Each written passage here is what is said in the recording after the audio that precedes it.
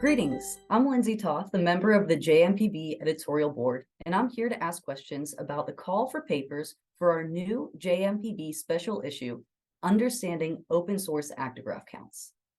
Luckily, we have all four of the special issue editors here with us today, Alex Montoy, Kim Clevenger, Sam Lemunyan, and Jan Braun, here to briefly introduce themselves and answer those questions. Alex, can you introduce the topic of our special issue? Since ActiGraph's inception, one of the ways of understanding movement has been through generation of the proprietary counts that I'm sure many of you are aware of. These have been ActiGraph specific and only available to people who use ActiGraph devices and the ActiLife software. About 11 months ago, in February 2022, ActiGraph released an open source method for producing these counts. And so what was previously only available to ActiGraph users using ActiLife, we now can generate ActiGraph counts using other devices, essentially any raw data. So if you have a gene active or if you have an activity device, we can now generate ActiGraph's counts using those devices in order to be able to understand physical activity data. And so that's a really exciting thing for our field. ActiGraph is popular, but it is not the only device brand. And so in terms of comparability across devices or across studies, there's a lot of potential of this open source availability of counts. But of course, with this, there are also a lot of questions that comes along with how these counts are created and are they equivalent across devices and those types of things. Jan, why are we publishing this special issue?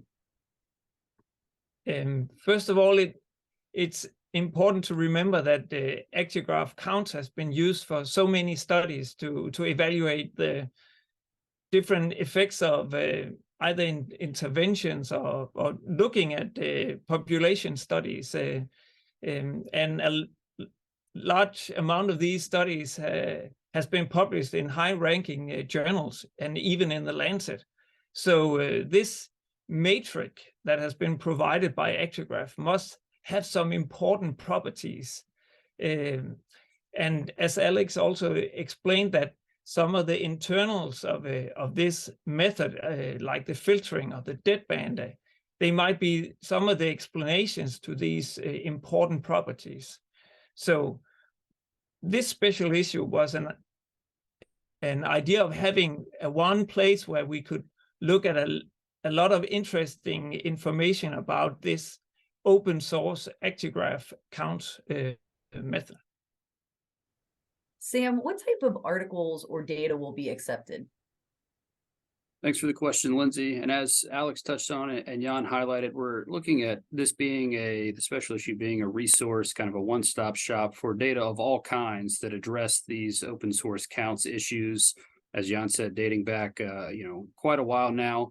But how do we kind of move this forward and use this information that I think some researchers have been, wanting answers to for a number of years? So we'll be looking for technical papers, maybe with shaker data. We're looking for population level analyses, lab data in all age groups, youth to older adults, maybe some with different functional movement profiles, kind of spanning the gamut here for what could be expected. And as Alex highlighted in the intro, really, if you have raw data from any device, whether it's ActiGraph or another research grade device with true raw data, you can analyze these data with the open source counts method and do different types of compare and contrast papers that way. We think this could open the door for a lot of different collaboration between groups. So those are the types of papers that we're seeking, and some important dates to highlight here. We did open submissions in December of 2022, and we'll be taking submissions on a rolling basis through September 8th, 2023. So you have plenty of time to submit, but go ahead and start thinking about what you could submit or who you might want to work with on this to start analyzing your data in this way, since it is still a pretty new method. But we are reviewing papers as they come in, so they won't be held until September for review. They'll be, peer reviewed the same way they are. Any papers submitted to the journal are anyways, but they'll be done on a rolling basis. Kim, who should researchers contact if they have questions about submitting their work? Yeah, researchers can contact any of the special issue editors. So Alex, me, Sam, or Yen, and they can contact us by email, which you can see on the screen, or they can DM us on social media. You can also DM the journal itself if you have, more of a submission kind of question. And people can contact us if they have questions about how to submit or when to submit. But you can also contact us if you have ideas that you just want to run by us for some preliminary feedback, or we can let you know if someone else is working on it and maybe foster some collaborations.